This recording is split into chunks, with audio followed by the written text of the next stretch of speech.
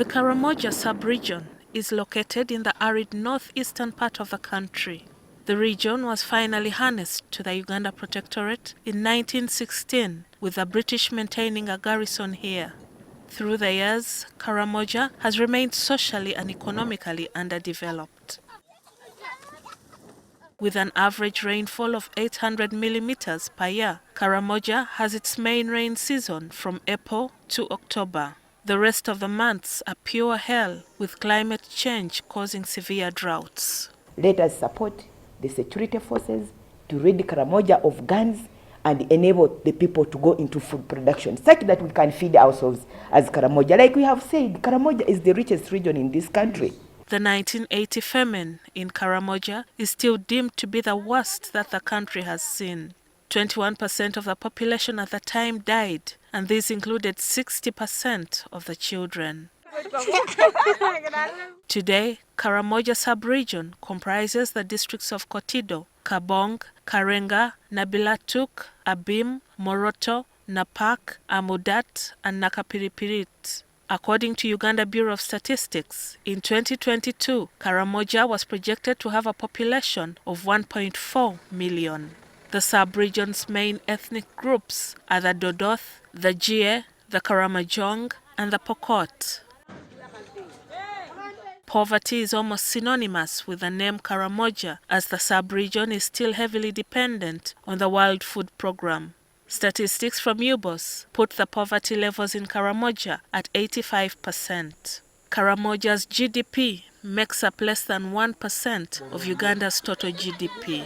There is a rumor going on about the problem of Karamoja is their leaders. I don't know how we are problems.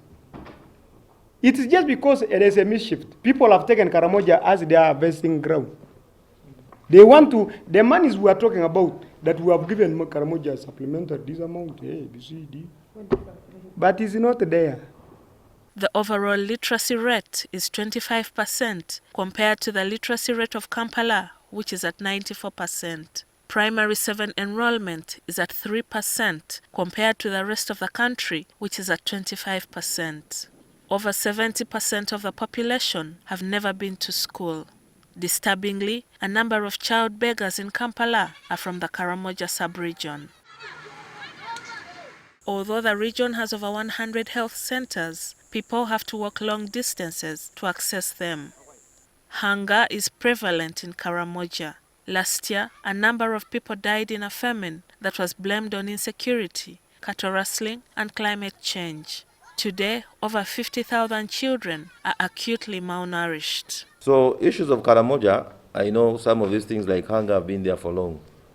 But the main challenge is we have never sat down to, agree on some of these sustainable solutions that can solve some of these problems. The Karamoja sub-region has been a magnet for the cross-border cattle rustling business. For many years, homemade guns were prevalent in the region, with warriors owning several firearms in a bid to protect themselves and their cows. It's now 1 year since the operation was launched, and a total of 433 guns and 3,315 ammunition have so far been retrieved from illegal hands.